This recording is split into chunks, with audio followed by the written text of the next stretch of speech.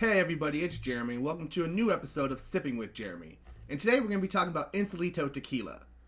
So a newer brand that started in 2020, Insolito is made at non-1558, which is Premium de Jalisco, which is located in Mazalmita, Jalisco, which is just above 8,000 feet in elevation. The distillery is owned by brothers Octavio and Alberto Herrera.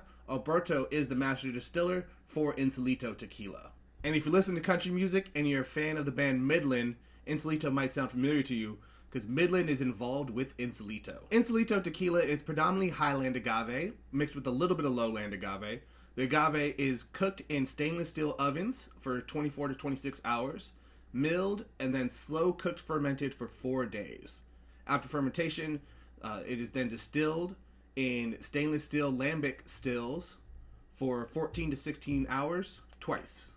Insolito is also a non-additive brand or additive-free brand, which means that all you're getting in these bottles is the pressed juice from the cooked agave, water, and yeast. So in Spanish, Insolito means rare and uncommon, and there are a lot of things that this brand does that are a little bit more on the uncommon side.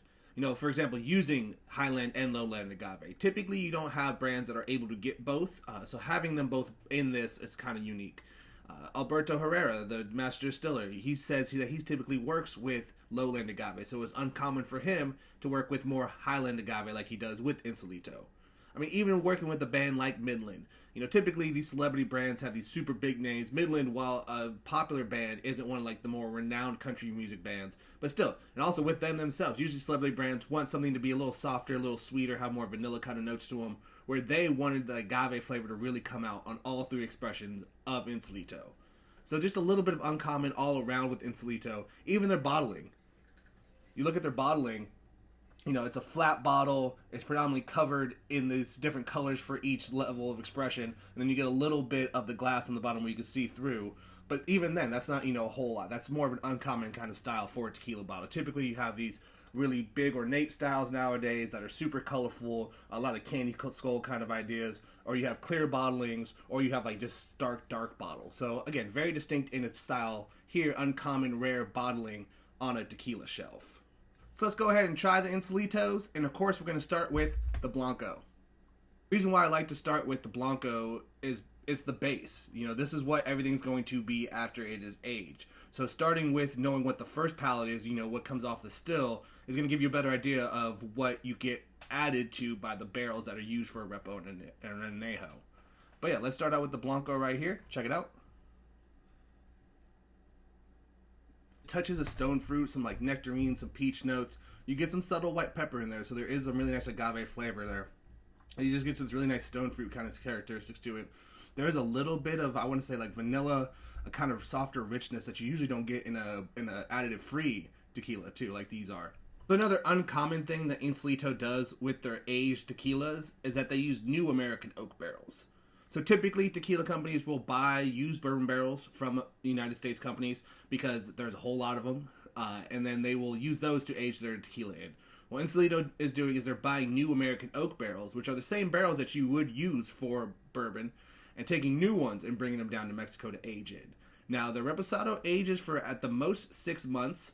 They do very much a age to taste, though. So once it hits that certain mark that Alberto and everybody else is looking for, they'll bottle it. So let's check out the Reposado right now.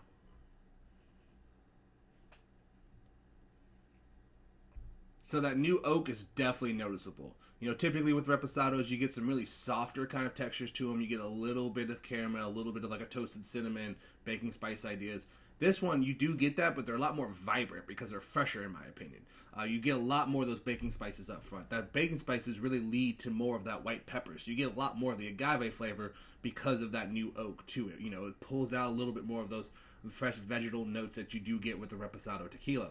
There are some softer notes of butterscotch on the back end. There is a little bit of cocoa on the finish. But overall, you're just getting the super vibrant baking spice forward, then white pepper agave spirit, and then a little bit of sweetness on the back end. You know, there is still that nice creaminess that you got on the Blanco, that mouthfeel that you got on the Blanco. That's still there. But there's a little bit more spice, a little bit more pop in the palate that then leads to some softer kind of sweetness on the back end. And we're going to finish off with the Insolito Añejo. Añejo is aged for up to 18 months. Again, we're dealing with the elevation, all depends on when you put it down, but 18 months is the max that Insolito will do for their Añejo. And you can even see in the color that this is a pretty light Añejo. Typically Añejos have a lot more darker color to them, so you're getting some really lighter profile on there. Let's see if that translates. Nice roasted coffee up front. You get some really nice white pepper flavors. Still get some really bold baking spices as well. Creamy mouthfeel. You still get a little vanilla on the finish. There's actually a little bit more butterscotch on the back end too. There's that subtle butterscotch and the Repo. The Añejo gives you a lot more of that butterscotch, a lot more of that orange zest. So kind of just a more vibrant, bolder style of what the Repo is in my opinion. You know, if you like the Repo, if you just wish it had a little bit more punch to it, you can go to the Añejo because it's a very similar profile. Again, creamy mouthfeel, a little bit more roasted coffee on this though. That orange zest is just a little bit more vibrant. The baking spices are not as vibrant, but really let that white pepper shine a little bit more. And then some really nice, softer butterscotch on the finish too. All right, everybody, that's going to wrap up this week's episode of Sipping with Jeremy. Below, I will have links for all three expressions for Insolito that we carry in store. Thank you for clicking on this episode. If you haven't watched any of our other ones, check those ones out too. And if you have watched all those, I'll see you in 2 weeks with a new one. Thanks for checking on us. Drink well.